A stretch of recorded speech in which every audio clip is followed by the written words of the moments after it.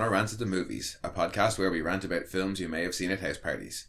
I'm one of your hosts and jack of all trades, Mono, and pretending to be lost down a well is my co-host and master of none, Ciara. Help, my leg is trapped beneath a rock. Secretly, you're just in a barn stuffing your face with chocolate. Yes. I had trouble deciding what to make you in this film. Yeah. There's no ridiculous fun. I could have made you the crazy old guy who keeps going, Bob. Bob. With no teeth. Yeah, thanks. Well, but I didn't. I made you the little kid not trapped down a well. Yeah. Did remind me of the balloon boy prank a few years back. Oh yeah, that was basically the same thing. Yeah, people were chasing a hot air balloon. A weather balloon when he was in the attic. Yeah. I believe. I forgot about that. I was disappointed to find out though. I was like, I must look up when The Simpsons had that episode about Bart pretending to be trapped in the well. Oh, when Sting is like... yeah. Don't tell him, Marge, he's a good digger. Radio Bart. It's from 1992, so it predates 12 Monkeys, which is what we're talking about today. Aww. So The Simpsons already did it. Yeah, Simpsons did it. It is a good plot point in this though, in fairness. Yeah, I think, well, it was a very memorable event for a lot of people. Or like, it's a you know, like there's been a number of pranks like it over the years, so it's everybody like we have the balloon boy reference. Yeah, but there was a kid who actually fell down a well, like an 18-month-old fell down a well in the 80s. Didn't die or anything, like, but that was partly what it was based on. But I was like, nah, it's based on that episode where Bart pretends to be trapped down the well. Yeah. Yeah, no. So today we're talking about. I was led to believe wells were far more dangerous as a child. People seem to constantly be falling down them. I don't think I've ever come across one. I mean, I don't want to fall down a well. Yeah. It's not something I interact with on a regular basis. And every time you see the well that the person supposedly fell down, they've always got like a waist-high wall. And it's like, dude, you had to like climb up. So it's kind of your own fault. I think we're getting hung up on the well. I know. But no, we're here to talk about 12 Monkeys. Terry Gilliam's insane time travel or not movie. Possibly. Nah, it's time travel. Yes. It is. I know. He did want to try and keep it kind of ambiguous, but yeah. No, it's a time travel film. It's a time travel film. It's kick-ass time travel film. Yeah, it is. It's really, really crazy. If Monty Python is really not your thing, that kind of surrealist humour, this is not your film. I don't think this has anything Monty Python-esque about it, really. It is very much in the kind of absurd realm. Kinda. I just like how it's a time travel movie that focuses very little on the time travel. Yeah, it just happens. It's there. It's never explained. It looks weird. Yeah, well, no, but it's more that the film doesn't focus on the how of the time travel. It's more the is it actually happening to him or is he crazy? Yeah. They don't try and explain how it's being done, but nor do they try and have him. He's not trying to change anything. No, and then you see a lot of mirroring of people from his timeline in the present timeline, which lends to the ambiguity of the whole thing. Mm. And whether or not it is just a construct in his head. Well, yeah, because the first time I watched it, you're pretty much following Bruce Willis, well, James Cole, on his journey. And you're like, oh yeah, cool, he's a time traveller. Well, hang on, is he a time traveller or is he just a crazy person? And then, oh no, he's probably a time traveller. But I like that you get taken on that with him. Yeah. I'd say I love Bruce Willis in this. I absolutely fucking adore him. I think it's a brilliant performance. The main three are all great. Oh yeah. Madeleine Stowe's really good, but she does very much get overshone by Brad Pitt and Bruce Willis in this. It's not a big role. She's the psychologist. She's trying to kind of maintain a level of professionalism and stoicism through, and she's also a kidnap victim as well. Yeah. So it's a lot of kind of very careful stepping. Well, plus there's not as much with a very explosive, potentially volatile person of unknown origin. Oh no, she's really, really good. Yeah, like she's light stepping it, and the role doesn't allow for her to be big. As big as the other characters. Get his wallet. That's it. Get his wallet is brilliant. That's when we need cash. Yeah, when she starts to like kind of let loose, and she's not fighting for her life anymore, then... Well, that's later on when she believes him. Yeah. But she's not like light stepping or trying to be cautious, and, you know, she's not in fear of her life anymore. Yeah, yeah. Then she can get that bit more joyful and fun and big and a little bit more dramatic because she's not afraid that the wrong move will set off the crazy guy. Well, but also at that point she believes him, so Yeah. she thinks the world is going to end. So fuck it. Yeah, but that scene in particular where she's like, "I believe you," and they have that moment. Yeah, and then the pimp bursts in. And then the pimp bursts in. But after that, because it's like that final kind of reckoning between the two of them, that they're on the same page, that's when you see the shift in her character. Yeah, no, but it is more just a case of Bruce Willis and Brad Pitt they had a lot more to go on in this. Like, Brad Pitt, they're both possibly time travelers, both possibly insane, very possibly. Jeffrey's not a time traveler. Oh, I don't know. He's a spaceman. Oh yeah, he is. He's a spaceman, but he ain't no time traveler. No. But they are pretty much they're the only characters of note in it. There are a few. Well, Christopher Plummer's in it as well. He's Jeffrey's father. Leyland Goins. That's it's the same as in the show. Yeah, no, but I had Leyland Frost stuck in my head, and I was like, "That's not the surname." No, that's the misdirect in the first season of the show. Yeah. And spoiler for the show. Well, not really spoiler, because all I said is that it's a misdirect. And I suppose we're probably going to be spoilers on this as well. It's 12 Monkeys. It got to. Oh no, you can definitely go spoilers on this. You absolutely can. But we're going to. Okay. Yeah, it's easier. But I mean, I think it's one of those films that it's proper cult film at this stage. You know what I mean? It's 30 years on. Movie collection does tend to have a very cult following. I think even still. Yeah. He's got a really distinct style. He has a very distinct storytelling. That you get all of that in this. You've got touches of the sets from Brazil and that weird dystopian future that he does really, really well.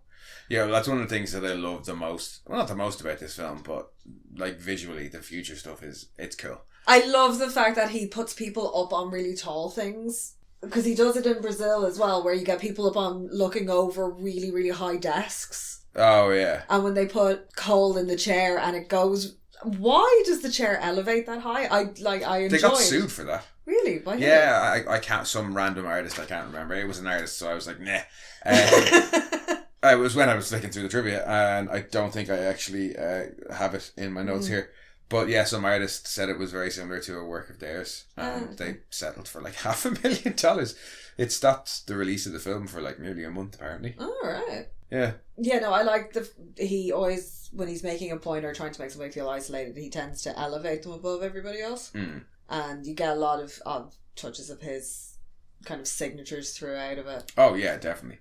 It's not kind of as depressing as Brazil, but not as childish as Time Bandits. For a film that ends on an absolute fucking downer, and spoiler, with the main character dying, and the world being doomed to an apocalypse where nearly all, like 97% of the population like die. It's almost like a joyous ending.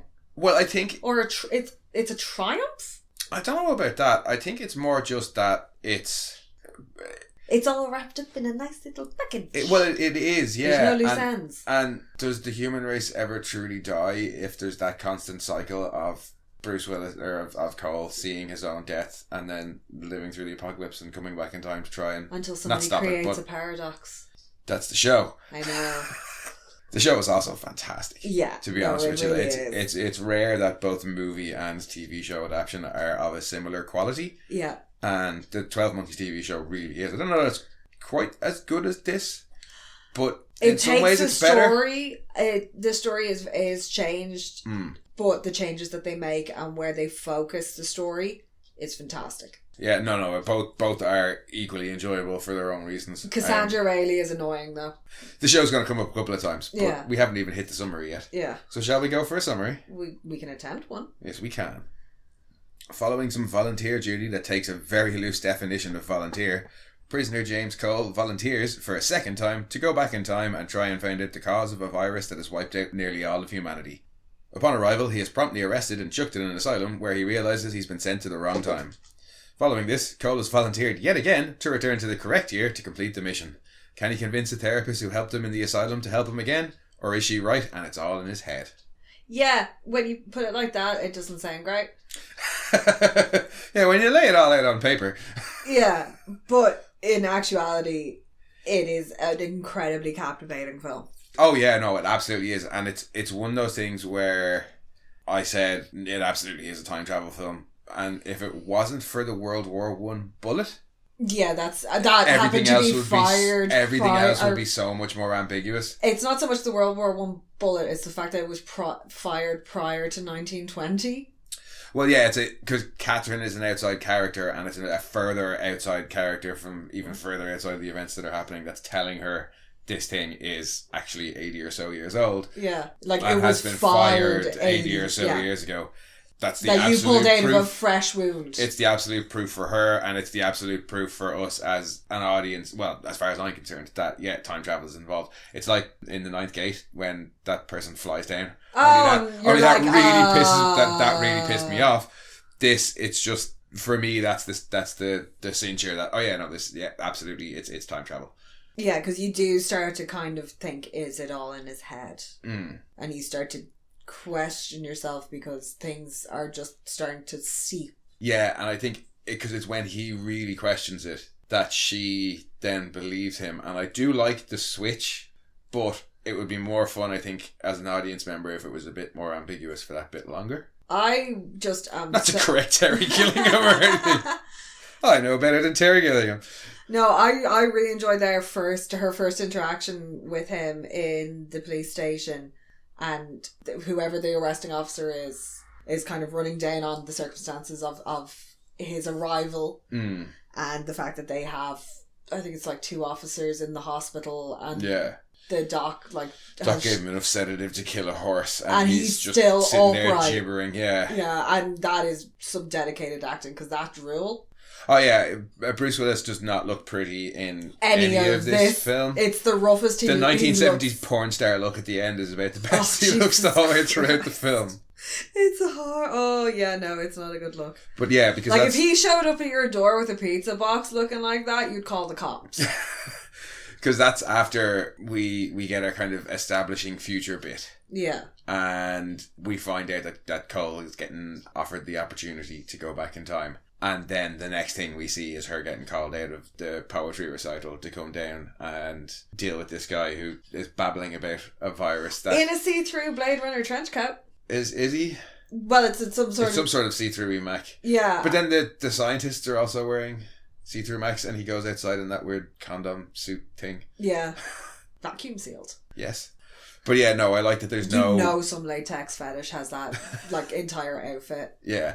But yeah, there's no Terminator ball of electricity. Naked man in the middle. Coming out that you know, oh yeah, he's definitely come from the future. It's like, oh no, wait, what? This guy could just be crazy. No, he's not a goobag. He's not going to make you a chicken sandwich. And I suppose as well, then when he ends up in a, let's say, insane asylum so quickly after being found... It's kind of to his benefit, because if he went into general population or even into the holding cell... I mean, yeah, absolutely. From they had him isolated for their safety. From their point of view, yes, but from our point of view, for us to see him get thrown into an insane asylum straight away, it's like, oh well, how much are we to believe of everything we've seen up to this point? As a sidebar, I love the prostitutes. They're so much fun. All the ones in the holding cell who are like, hey... When they're raiding the place later on, the one who's up against the wall, he's like, oh hi, hey, boys. The prostitutes in this are so much fun. Because there's quite a few of them that you see throughout it, and quite a lot of working girls. Dotted throughout, yeah. And they all have bags of personality, and always are there being like, yo! And I don't know why it entertains me. And that and the weird French mystery music. Oh, the opening music. The opening music. Oh, it's fantastic. Oh yeah, it is very French, mystery science. Speaking of the opening, actually, I would nearly prefer if the on-screen text that tells you about the virus that kills humanity wasn't there, and the film just opened with the eye. Yeah, the eye and the dream, and then Cole waking up and getting taken out for volunteer duty, and then maybe when he comes back and they're telling him about the further opportunity they're going to give him to volunteer for, maybe there is where you're a good observer, Cole. But maybe there is where we get the information about the planet being wiped out and what he's doing. Yeah, because when he goes out on volunteer duty, you don't know where he's going, just that... Or what he's doing. And why is he chopping spiders? When there's clearly bigger animals out there. When an on-screen text tells you, oh, the world has been destroyed and people now, the only people that are left to live underground and the top is for the animals, and then we see this happening, it's like, oh, well, we automatically believe everything we're seeing. Yeah. And when he goes back in time, we still kind of believe him. Whereas if we hadn't had that on-screen text and just seen him wake up from a dream, have all the stuff happen to him, and then we're reintroduced to him as a gibbering mess who gets thrown into an insane asylum, you might start to question everything you'd seen up to that point. I wonder if that was... Well, no, because he had full director's cut on it. Maybe they felt like it just didn't... It did need some sort of buy-in on the part of the audience. Well, yeah, and from the get-go to believe it, or to be lulled into this. Yeah, I suppose to not have you to go with Cole and believe Cole for that much longer, and then you need to be lulled into this idea that yes, this is the future. We this believe is the this world, is what's happening. Yeah, at least from his perspective, and his perspective is mostly confused. Bewilderment is number one. Yeah. Time travelling and then getting pumped full of drugs and then doing a whole lot more time travelling. He's never exactly told what he's doing ever. He's just like, you're going here now, we're sure this time, bye-bye. Yeah, well, go observe these things. Did you see this? Did you see this? Did you see this? He's told to go and find out anything he can about the army. Yeah, but they don't give him any sort of preparation by the looks of things. When they're like, did you spend your time with drugs and women? They gave me the drugs. Who would give you drugs? They forced me to take drugs. Who would do that? I do love the scientists. The scientists are just completely bonkers. They're great. They're just the way they talk in turns. The rewarding him by singing to him. Oh, when they all show up, at Blueberry the Hill. Yeah. They're just fantastic. And I love the fact that they just casually drop into that conversation while you were still under the influence in your interview. Yeah. And he's like, what the fuck did I say? Yep. Look, like, he has no recollection of this.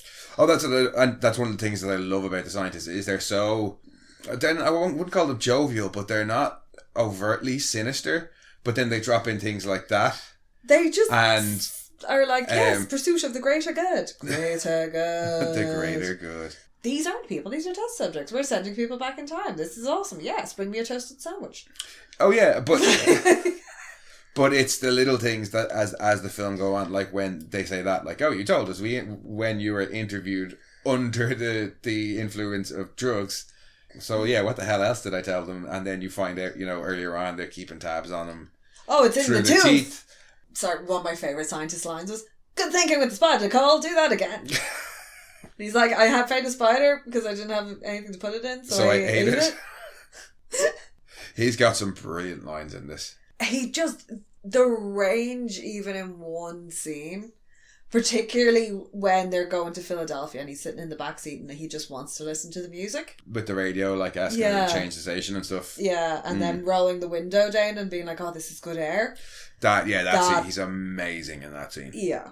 And this is kind of like also the start of peak Brad Pitt as well. Yeah, well, when he was hired, he wasn't a big name. But and then, Interview with the Vampire. Then Interview with the Vampire came out. Which he fucking hated being in, which was hilarious because I love him as Louis. Well, he probably didn't have too much of a good time on this either because they took his cigarettes away to get him all edgy. Yeah, and it worked. Oh, it did. I love him in this. He's so fucking good as Jeffrey Dorrance. Jeffrey in the yellow with the loafers. I don't know why it's the yellow sweater, the pajama bottoms with the yellow sticking out underneath them. Mm. And then the shiny cream and brown loafers.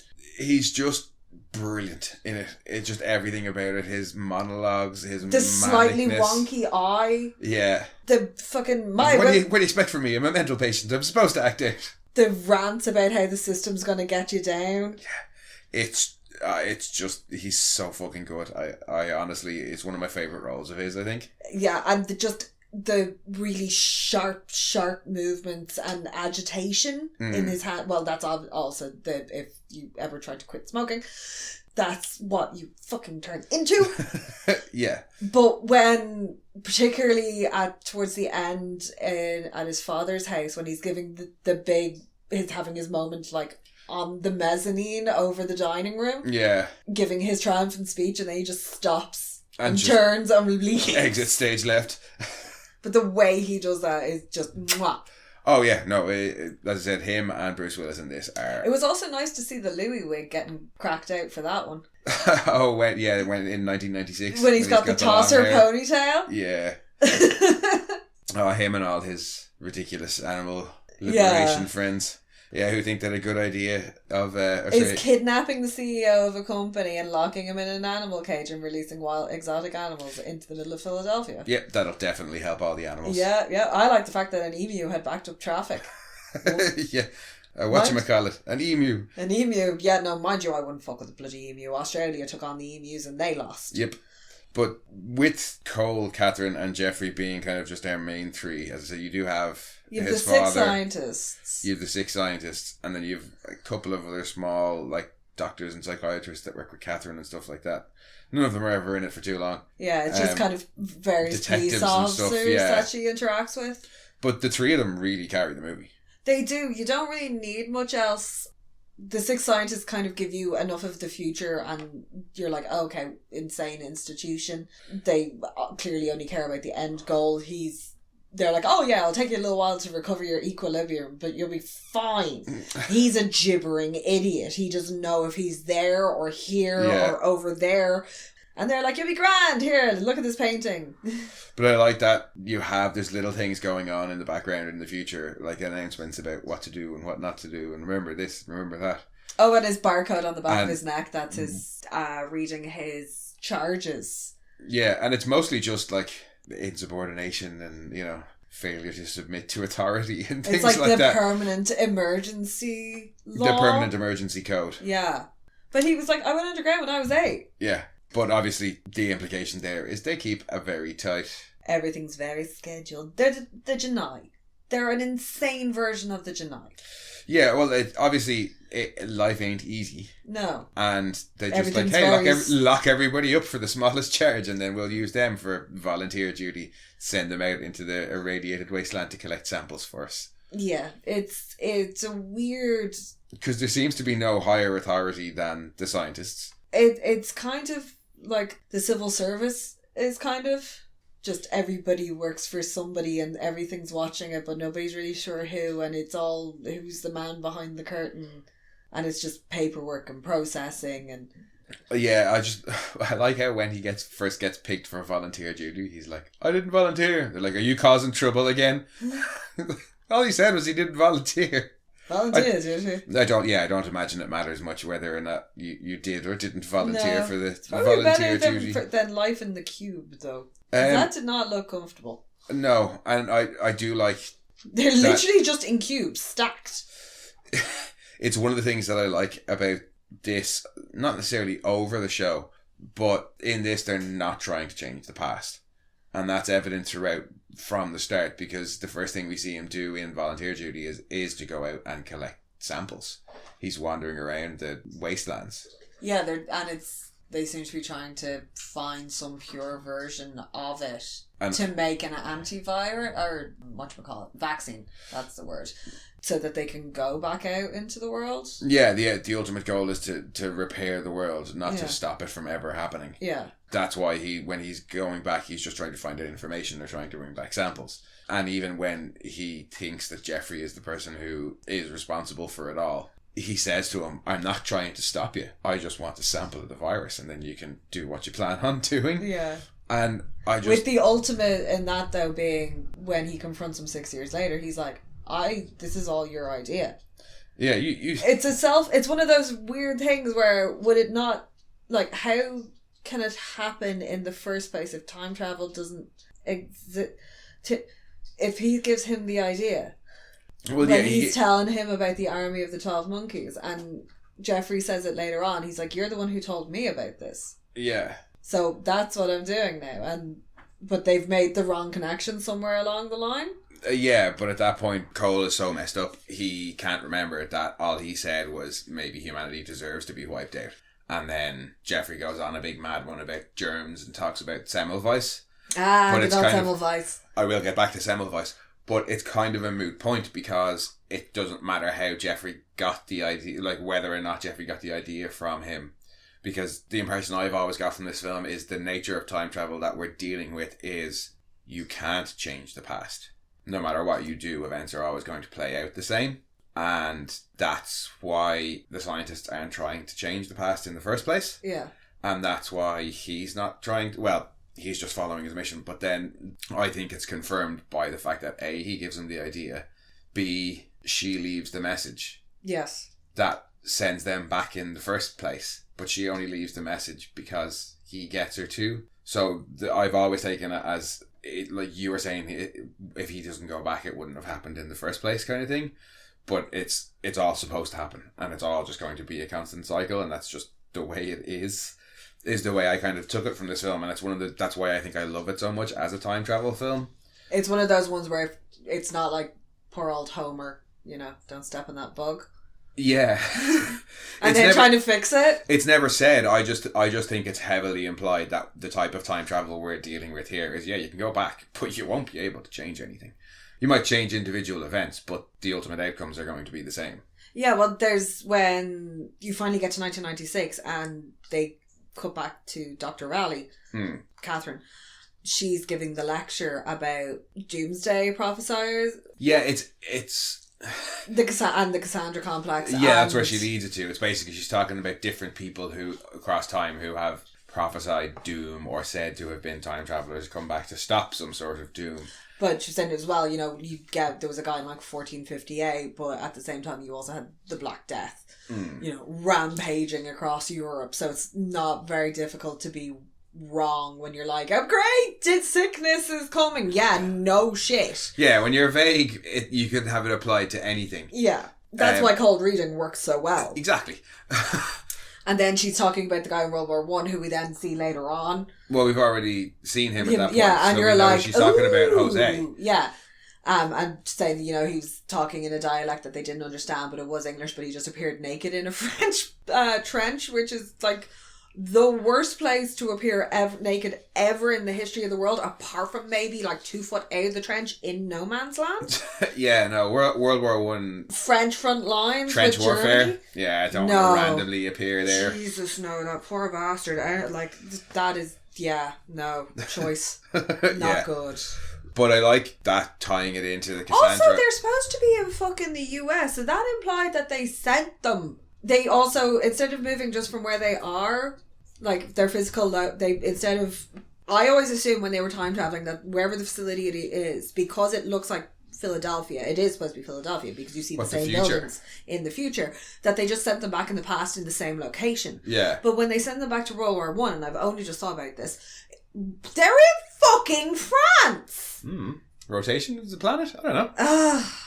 It's just that kind of Well, I was saying when we were watching it as well, we don't see him go back to the future after France. Because he's got a fucking leaky gunshot. The next time we see him, he's abducting Catherine in 1996 and he's got a gunshot. Was somebody else getting sent to France and he got slingshotted there by accident? Did the wormhole travel through as the sun? Yeah, well, or creating was it a black hole? Was there a solar flare? Did it cross paths with whatever time they sent the Jose back to? Yeah, that's what I said. Was there like a slingshot effect? Did they cross the streams?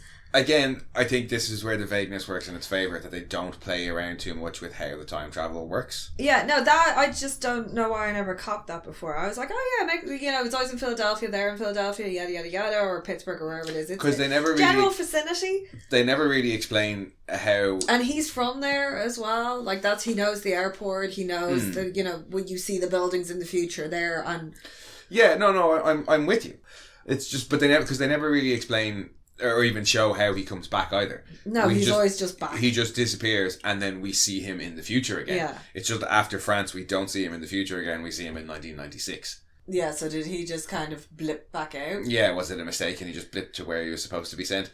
I don't know. It doesn't bother me too much because it doesn't contradict any rules they've set up, because they haven't set up any. I do like the inclusion of Cassandra there because she's the figure from Greek myth who she could see the future, but what no was one fated to not believes be her. believed, because obviously that's what's happening to James. Yeah, that's what happens to to Catherine later. Sorry, she's called Cassandra in the show, which is a nice touch. Nod.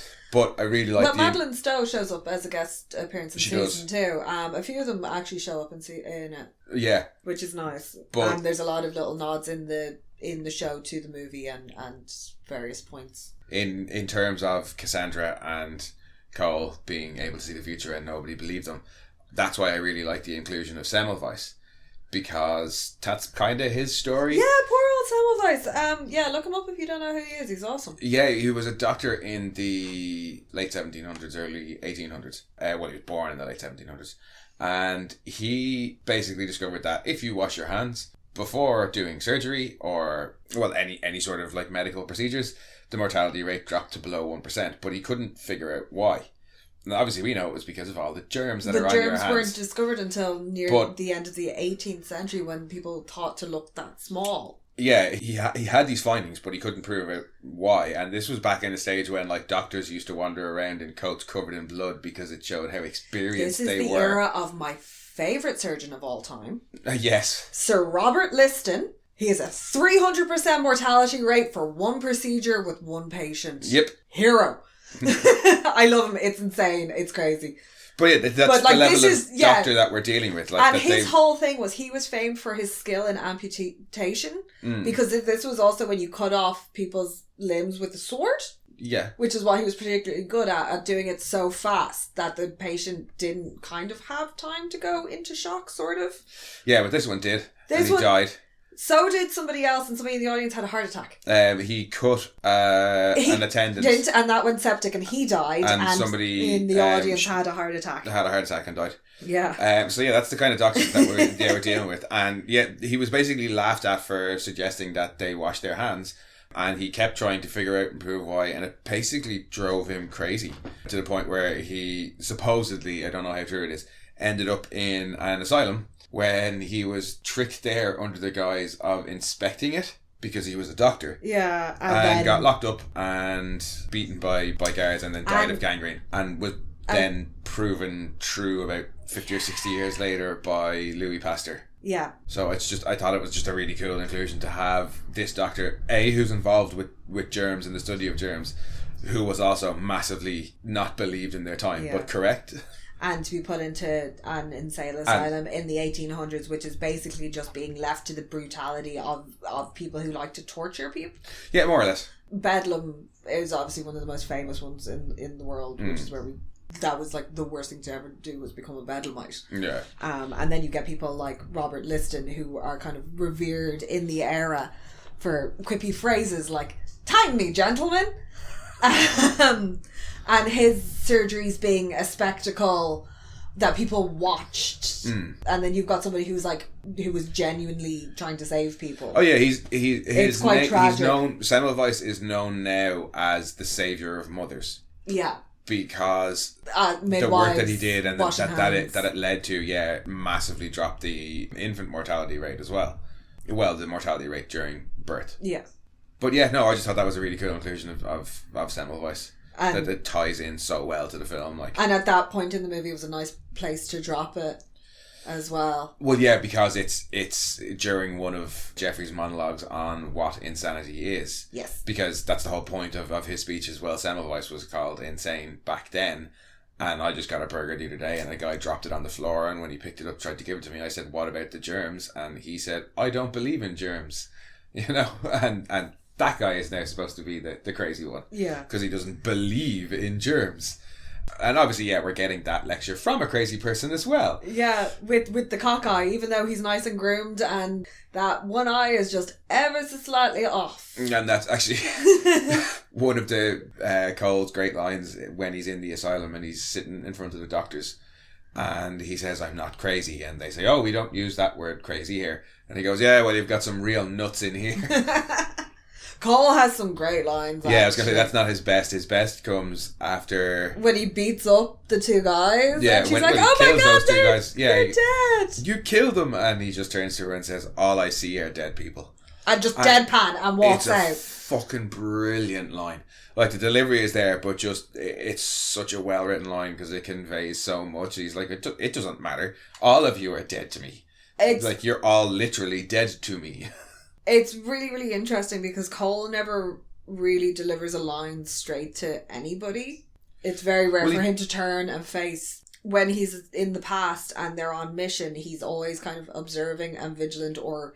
Well, except when dealing with Catherine. That's the only time he really kind of addresses anybody face to face.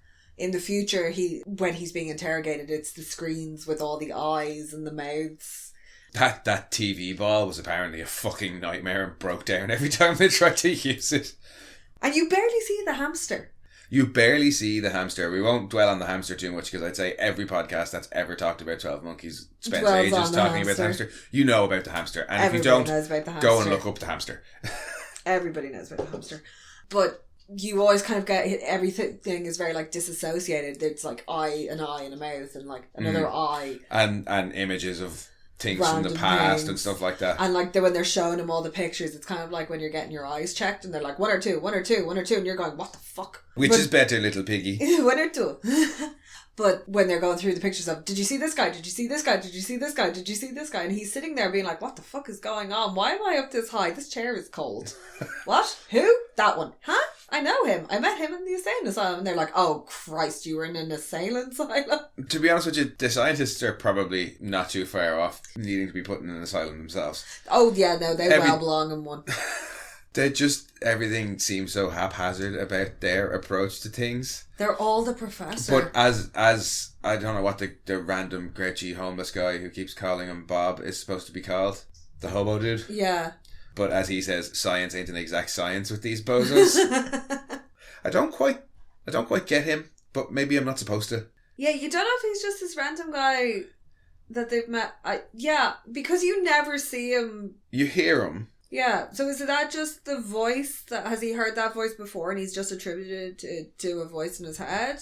Yeah, because... is this person spying on him? But then his story makes sense. Then Catherine sees him and he seems to just be a normal hobo person then. Yeah. And yeah, it's all very confusing and it's probably supposed to be.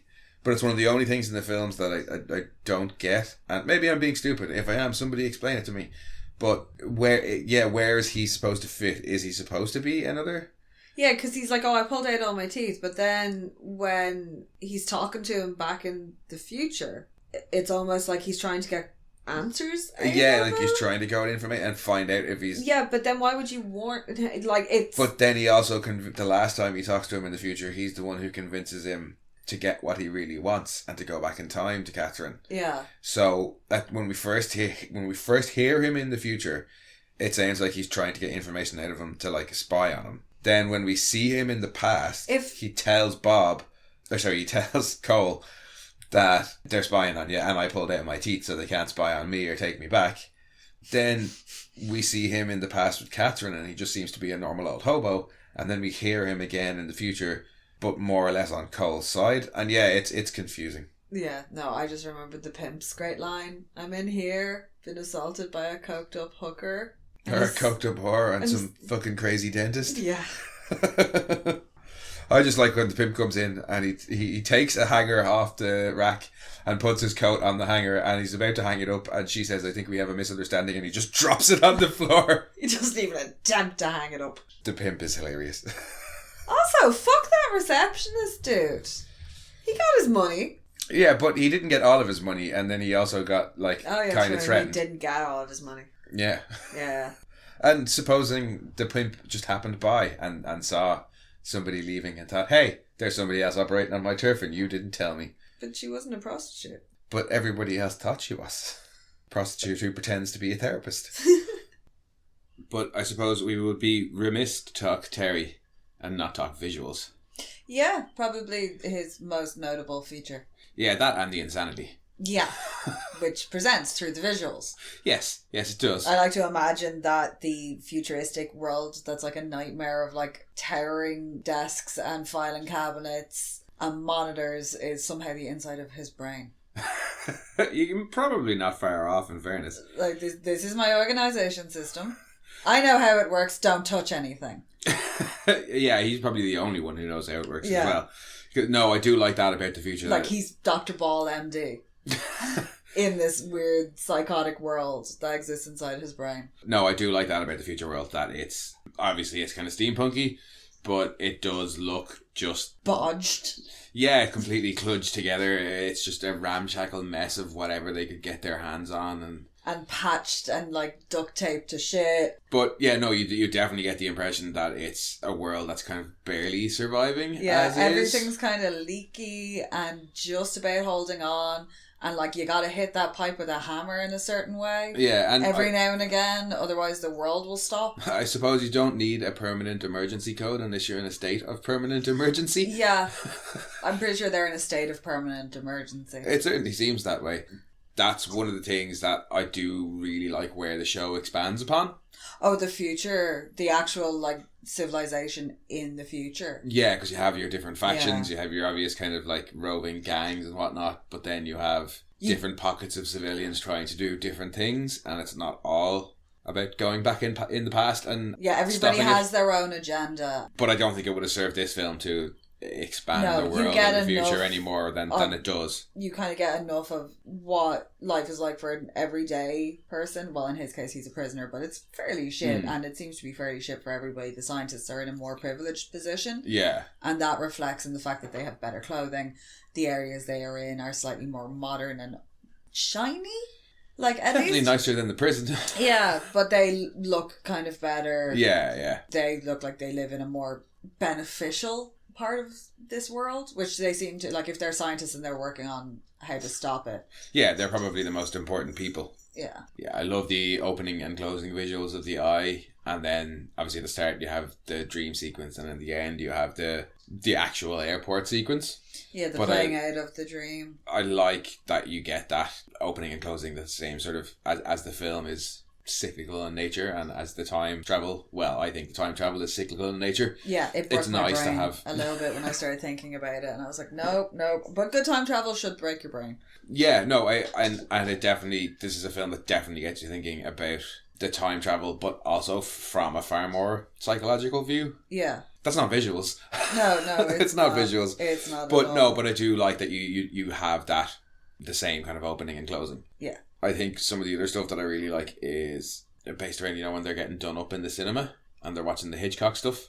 Yeah, and it's reflecting the conversation that they're having. It's what? Vertigo? Is it Vertigo? It's Vertigo they're watching, and then he wakes up as The Birds is playing. Yeah. When he runs out and finds her, and she's suddenly all blonde, and she does a very swishy turn, and the way the way the camera is shot is so like 1940s. Oh, it's so very Hitchcock like. It's very She was missing a cigarette in a long holder. Yeah, well, apparently the coat she's wearing in that scene is the same coat that Madeline in Vertigo is wearing earlier in the film. Oh, okay. I'm not that familiar with Vertigo. Oh, neither am I. I got it from the trivia. That when she turns around in the phone booth. Yeah. And also it's an old style phone booth, which just adds to the element, because it's an old theatre that's running these all night marathons, and they're fantastic. If one around you is doing it, go to it. They're so fun. Oh yeah, well, movie marathons are always fun, but particularly when they're done in theatres. Yeah, they're so much fun. They're real comfy. Bring snacks. But that, because it's like that very classic shutter, like folding glass door. Yeah. That, like, in old films, like, all the newsies would run to ring up to the press office. Yeah. Yeah, and then she's got the 1940s styled wig. Him, not so much. No, he looks like an 80s porn stash. star. Yeah. The fucking Miami Vice suit. Yeah. The white pants and the Hawaiian shirt. And the mustache. Oh, it's so bad. But the whole film is just, it's Terry Gilliam. It's so pretty. It was always going to be pretty. Even the grimy parts look pretty. The one thing I find though as well is there's so much detail going on in it. A lot of it is lost, and it's not really until you pause it that you can take in, especially in the future, just the sheer amount of detail that's going on back there. Yeah, well, even in the past, like when he's in the asylum, there's a whole lot of stuff going on the TV. The TV that we haven't even touched on, and the posters in the background and stuff like that. LT, is that his name? Who? He's not an alien. He just. Oh, I am not from outer space. Yes.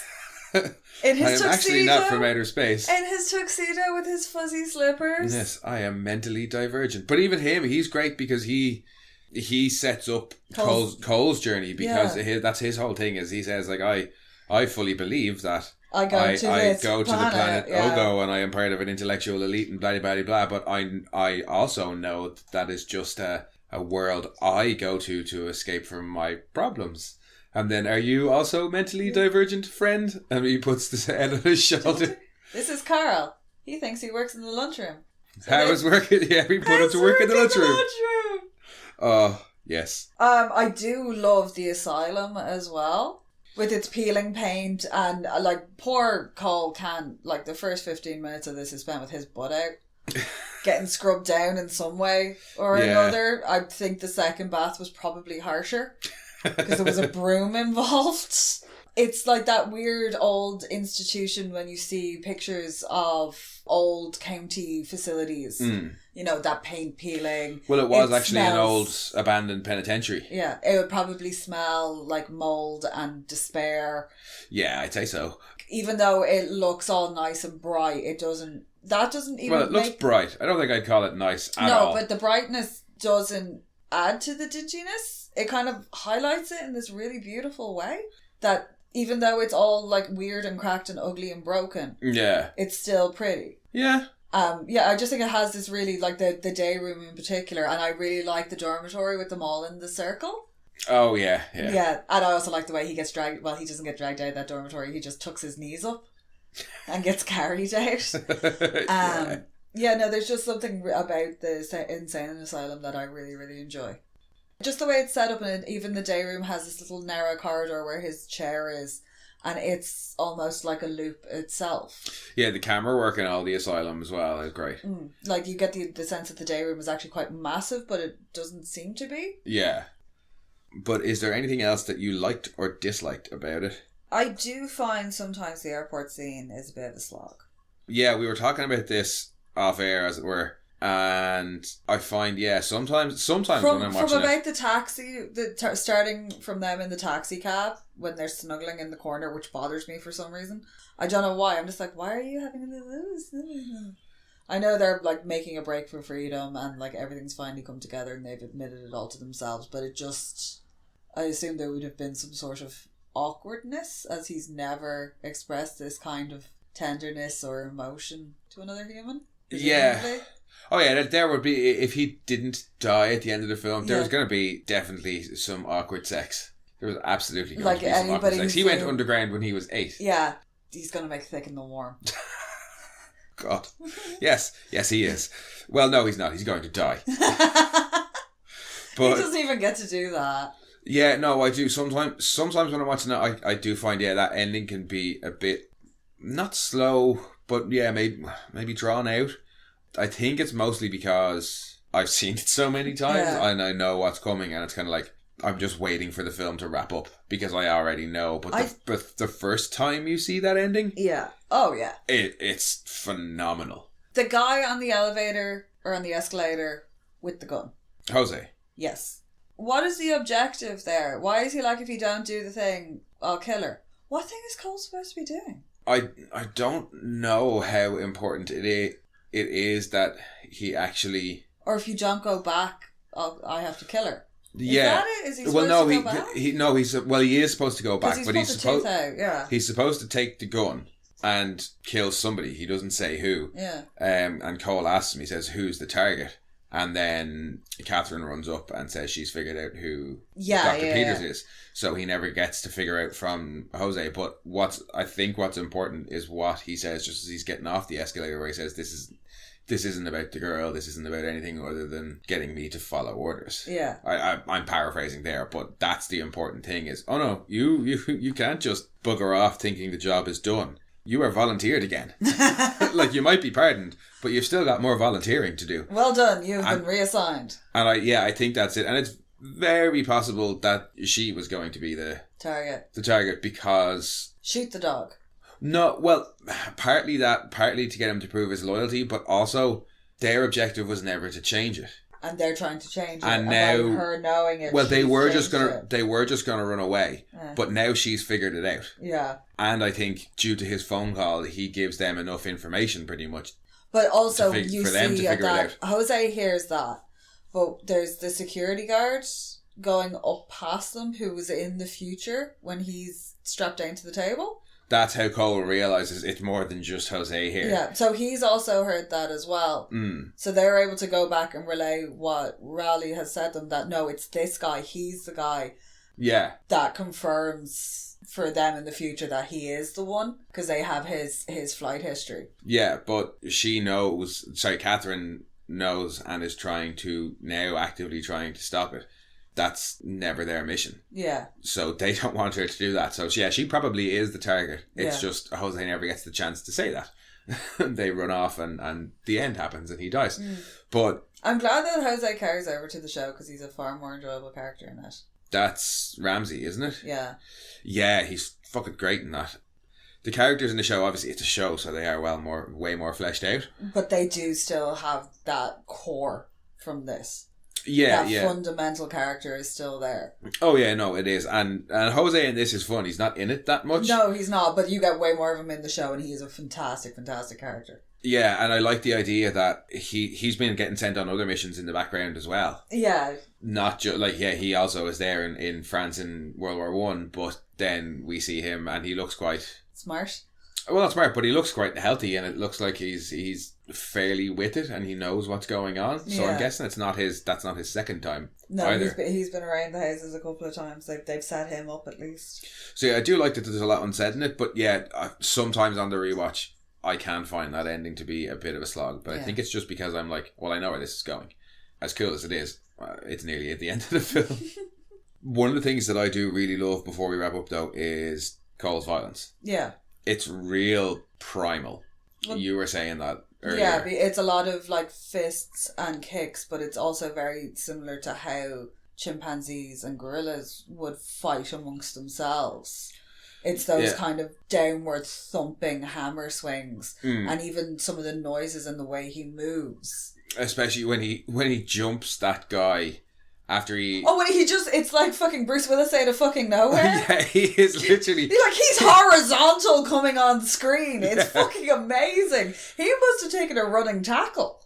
It's so well done, and it's just this Bang! primal, and it is terrifying, and it's absolutely with the intent to kill. Rugby. That was a nice rugby tackle around the waist. The violence at large is... Cole. But it's with the intent to kill. Yes. Anytime he attacks somebody, it is with the intent to kill. He holds back on the pimp because... She tells him not to. Well, also, and I think he realises he doesn't have to necessarily kill anymore, because I would imagine... Well, you'd have that moment when he pulls him into the bathroom and you're like, oh shit. You think he's going to kill him, but he doesn't. But up to that point, up to him going back in time, every fight he's ever been in his life has been life or death. He didn't have any playground fights. He didn't have any bar brawls. In a way, it's kinder, because if you're living in a society, especially if you're underground, you can have access to any sort of medical supplies or an abundance of medical supplies.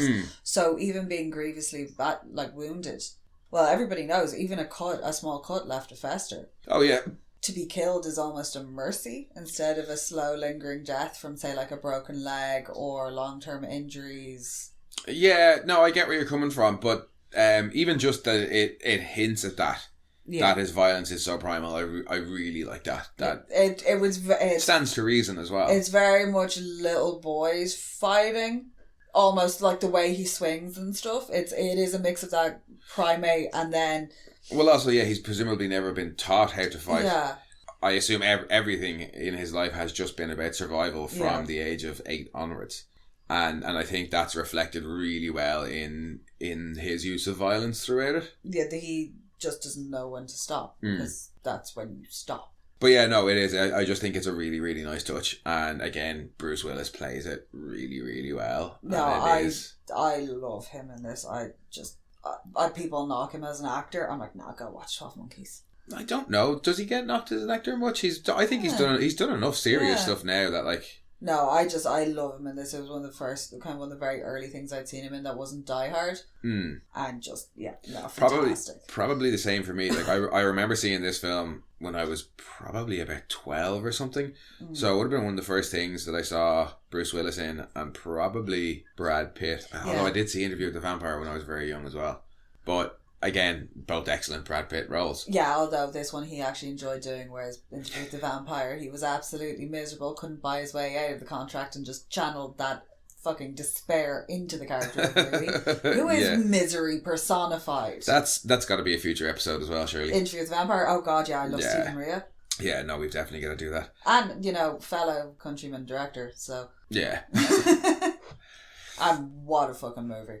Oh, that's probably one of my favourite movies. Certainly one of my favourite vampire movies.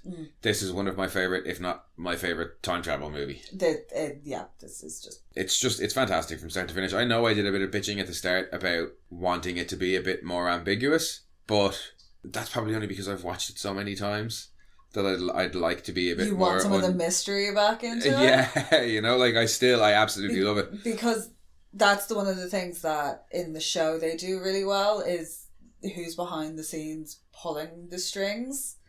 That, you have the scientists and they have their mission and going back into the past and that, but there's also this kind of mystery entity going on. Yeah, the army of the 12 monkeys are not what they are in the film at all. And again, it really works. What they've changed for the show really, really works in its favour. And that helps keep... I think that's the bit that you think is missing in this. Well, because that gives you that sense of, is this happening or is this all part of some grander scheme? Are they being nudged in one way or the other? Yeah, it's not that I necessarily think that it's missing from the film. Maybe it's just, like what you said is on rewatches. I just want some of that ambiguity and uncertainness back. Yeah. Because it is one of the most enjoyable things about watching this film for the first time is not having a clue what's going on or what way it's going to... It takes about 4 watches before you kind of figure out what's going on, in fairness. Yeah, and I mean, I could talk about this film all day long, but I suppose we should wrap it up somewhere. Yeah, we should. And not be as obvious about it as she is when she's like, Cole, the police are looking for you. You can't be seen with me. Obvious and unsubtle is the Monorant's way. Oh yeah. Brick in the face. Yeah, exactly.